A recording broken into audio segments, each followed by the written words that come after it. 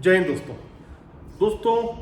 कुछ दिन पहले हमने बात की थी, चर्चा की थी चीन की आंतरिक जो कमजोरियां हैं उनके विषय में, कि बड़ा दिखने वाला, ड्रैगन कहलाने वाला चीन अंदर से कितना खोखला है। लेकिन आज बात करेंगे अंदर से नहीं, इनकी आंतरिक नहीं, इनकी बाहरी नीति की, विदेश नीति की, कि इनकी विदेश नीति क्या फेल हो चुकी है। विशेषकर शी जिनपिंग जो वर्तमान में उनके प्रेसिडेंट हैं, उनके कार्यकाल में क्या चीन की विदेश नीति फेल हो चुकी है। मैं कुछ चीजें आपके सामने रखूंगा, देन यू डिसाइड, आप ही निर्णय करना कि क्या उनकी फॉरेन पॉलिसी सही दिशा में है या चीन के लिए समस्या बन रही है। देखिए, 14 मार्च 2013 को शी जिनपिंग राष्ट्रपति बने पीपल्स रिपब्लिक ऑफ चाइना के, पीआरसी के। लेकिन ऐसा नहीं है कि वो एकदम से बन गए। इसके पहले वे हू जिनटाओ जब प्रेसिडेंट थे, इनके पहले के जो प्रेसिडेंट थे, उनके कार्यकाल में वे उनके डेप्यूटी थे, वाइस प्रेसिडेंट थे। और जो 17वीं नेशनल कांग्रेस हुई थी चाइनीज कम्युनिस्ट पार्टी की, उसमें पहले ही यह डिक्लेरेशन हो गया था कि अगले राष्ट्रपति चीन के शी जिनपिंग होंगे।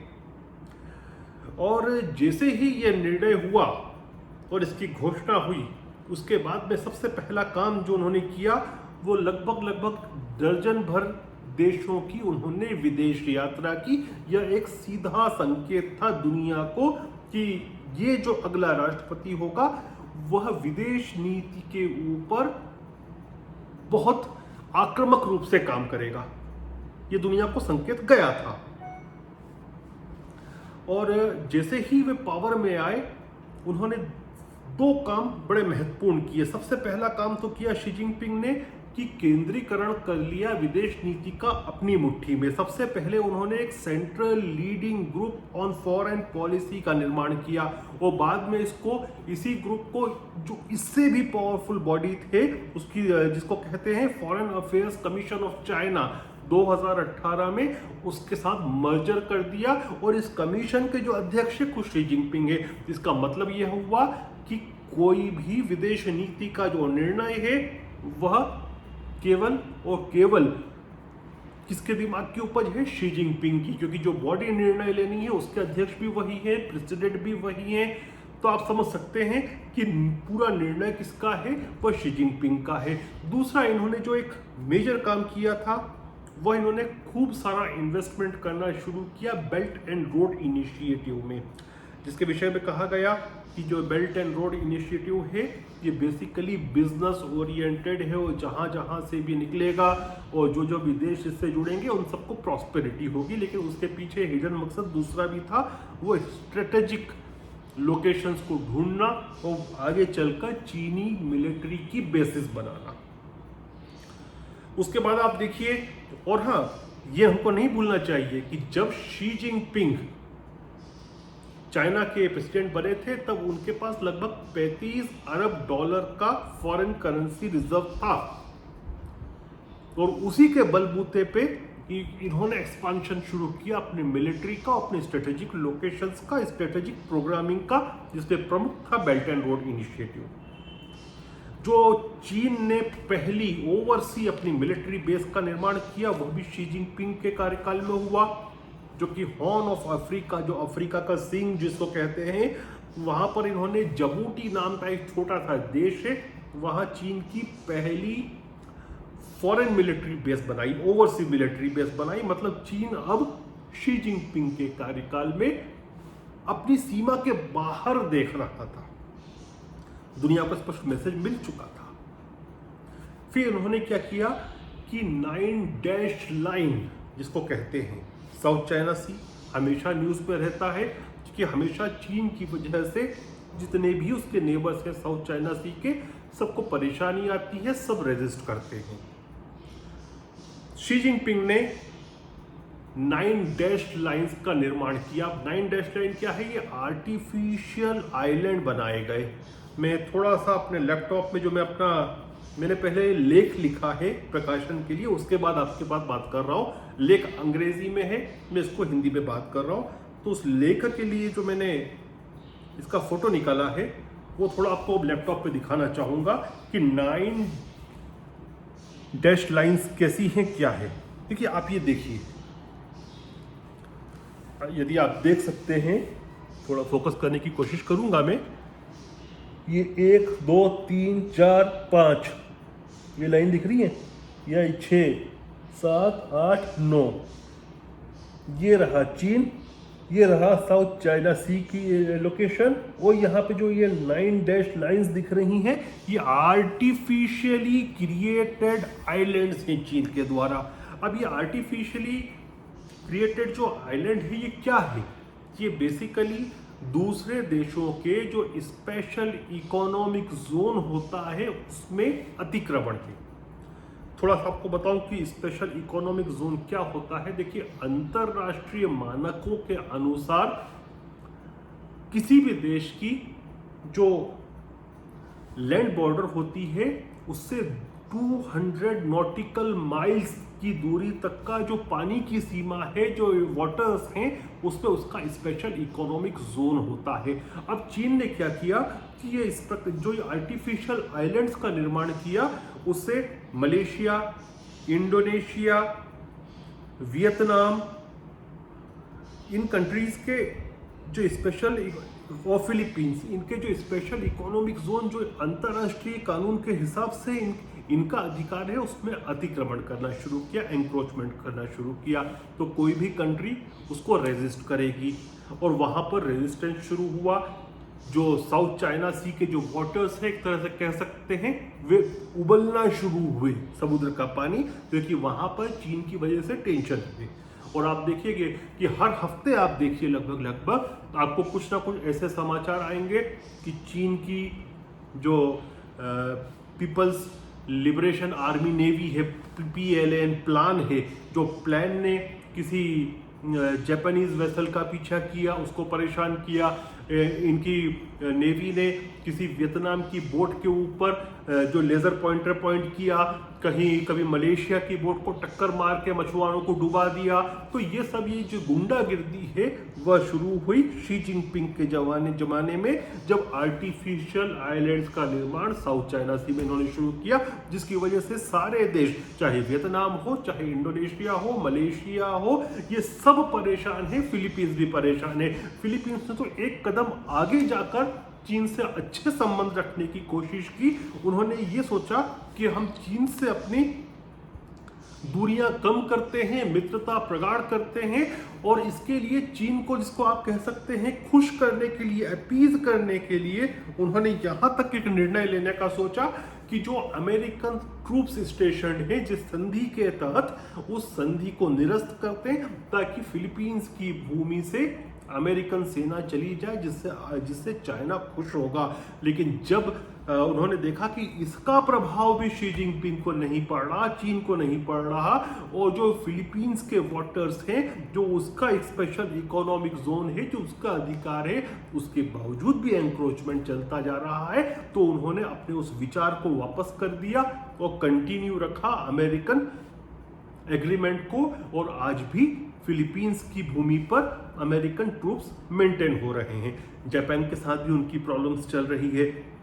फिर आप देखिए कि कोरोना वायरस में जो स्थिति बनी, चीन ने बातों को छुपाई, खुद पहले ठीक हो गए, दुनिया उसके बाद सस्ती रही, परेशान होती रही, और उस मौके का पूरा फायदा उठाया चीन ने। और उसमें इन्होंने जो हांगकांग में काफ़ी लंबे समय से ये चाह रहे थे, पूरा 2019 हांगकांग में प्रदर्शनों में बीता, लोगों पे रबर बुलेट से लेकर प्रदर्शनकारियों पर लाइव एम्यूनिशन भी हांगकांग पुलिस ने फायर की। इन्होंने इस मौके का फायदा उठाकर कि अभी दुनिया ज़्यादा कुछ नहीं कर पाएगी, दुनिया खुद अपनी समस्याओं से जूझ रही है, इन्होंने जो नेशनल सिक्योरिटी एक्ट है, जिसके तहत वहाँ की ऑटोनॉमी एकदम खत्म हो गई है। और जब हस्तांतरण हुआ था हांगकांग की टेरिटरी का ग्रेट ब्रिटेन से 1997 में चीन को, तो चीन ने ये वादा किया था कि स्टेटस को मेंटेन करेंगे अगले 50 वर्ष तक। अगले 50 वर्ष तक वहाँ हांगकांग की टेरिटरी में freedom of speech, freedom of press, democracy, ये सब चीजें रहेंगी। हांगकांग जो गवर्न होगा वह उसके खुद का संविधान से होगा, लेकिन इस लॉ ने इन सब चीजों को खत्म कर दिया।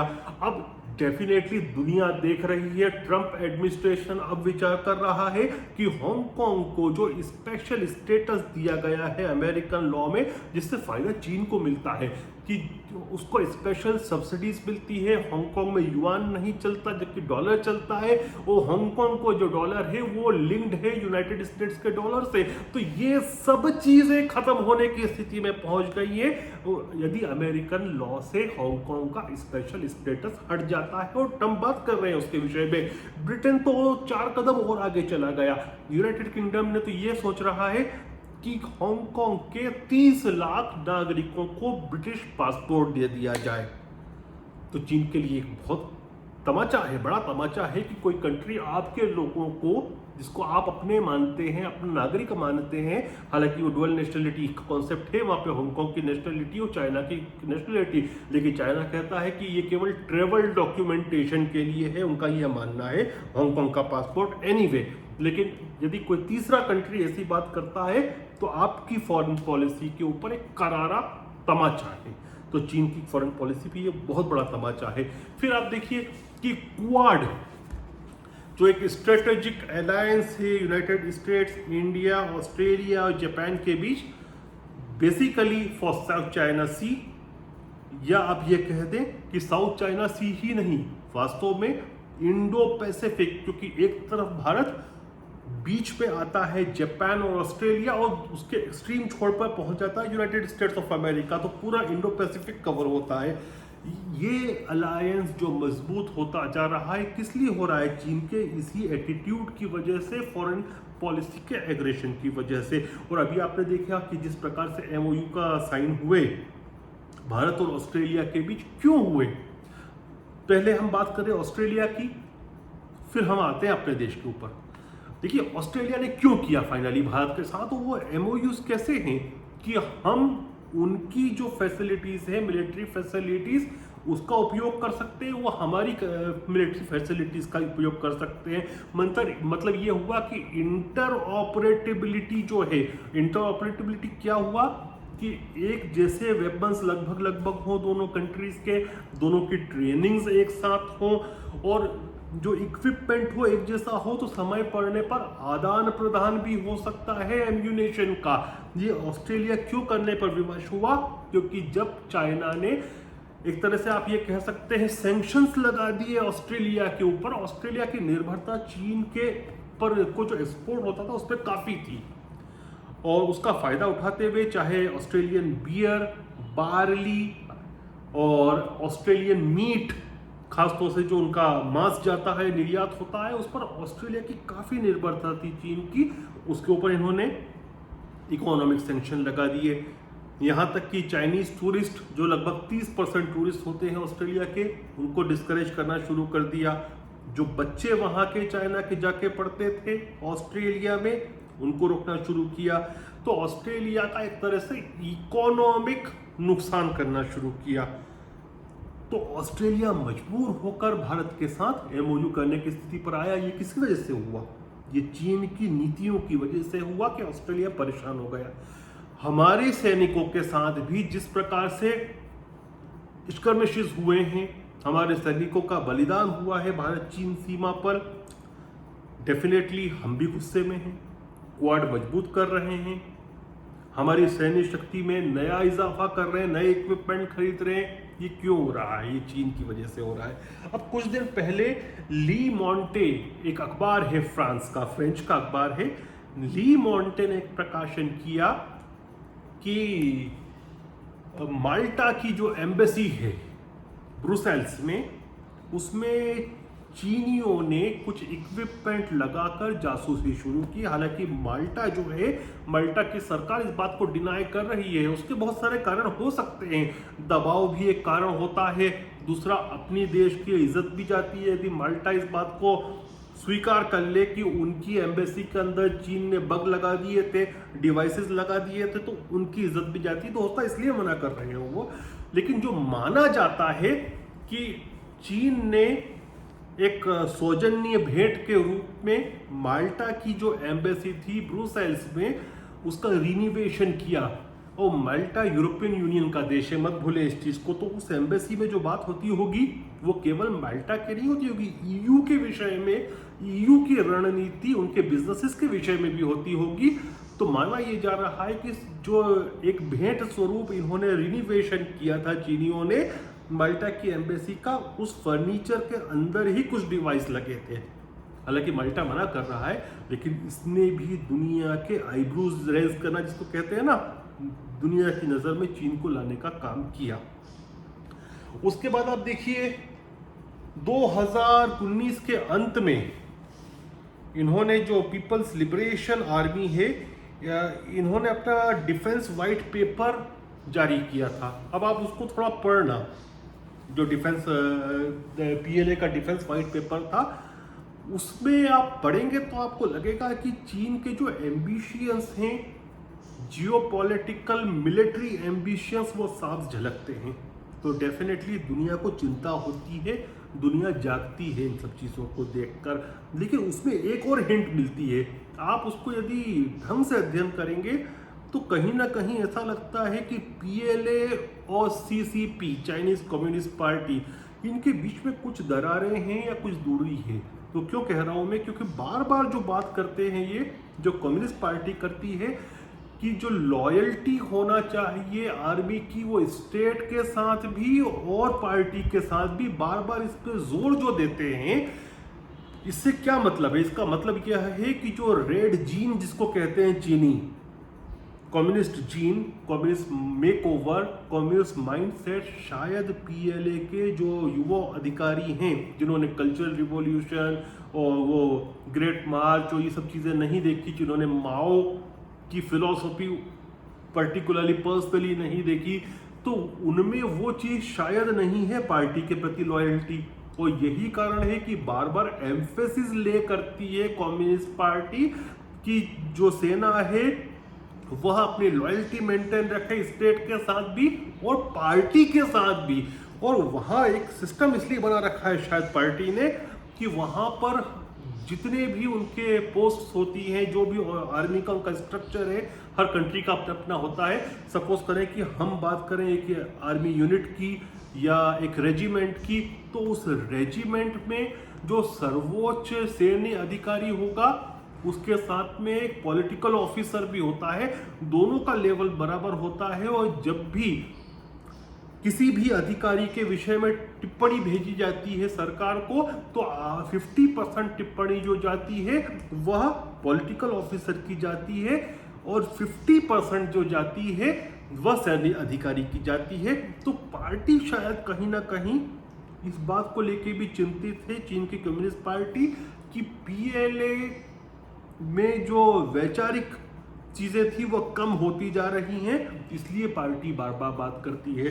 तो यह भी चीन की एक कमज़ोरी है। मुझे लगता था कि आपको बताऊं कि ये शायद चीन की कमज़ोरी है और आगे जाकर दुनिया के सामने आएगी। वैसे दुनिया देख रही है इनको डॉक्यूमेंट्स को भी, लेकिन जो बार बार अगर आप किसी चीज़ पे एम्फेसिस देते हो मतलब कुछ समस्या है। फिर दुनिया ये भी देख रही है कि किस प्रकार से चीन ने WHO हुआ या दूसरी एजेंसीज हुई उनके अंदर अतिक्रमण किया। और फाइनली दुनिया यह भी देख रही है कि चीन यह सब क्यों कर पा रहा है, क्योंकि कुछ ही दशक में जिस तरह से चाइना की इकोनॉमी आगे बढ़ी, उसी ने चाइना को यह उल्टी सीधी उड़ान भरने के लिए पंख दिए। अब उन पंख को काटने के लिए दुनिया बेसब्र हो रही है। इसीलिए मैं कहता हूं कि जिस प्रकार से एक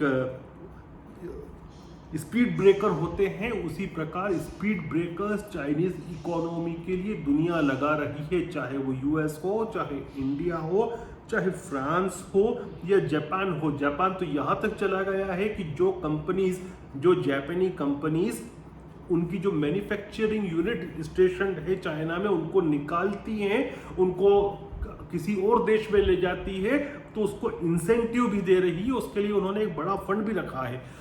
तो दुनिया अब चाह रही है कि चीन के जो इकोनॉमिक पर है उसको काटे, ताकि चीन कंट्रोल में हो सके। और इसलिए मैं कहूँगा कि शी जिनपिंग की जो विदेश नीति है वह विफल है। इनके विपरीत यदि बात करें डेंग जाओपिंग की, तो डेंग जाओपिंग ही वो व्यक्ति था जिसने अछूत चाइना, देखिए वैश्विक स्तर पर डेंग जाओपिंग के समय चाइना अछूत था, उसको अछूत से लोगों के लिए उसको मुख्य धारा में विलय किया। लेकिन अब जो शी जिनपिंग की जो विदेश नीति है, मुख्य धारा से चीन को अछूत बनाती जा रही है। जय हिंद, जय भारत।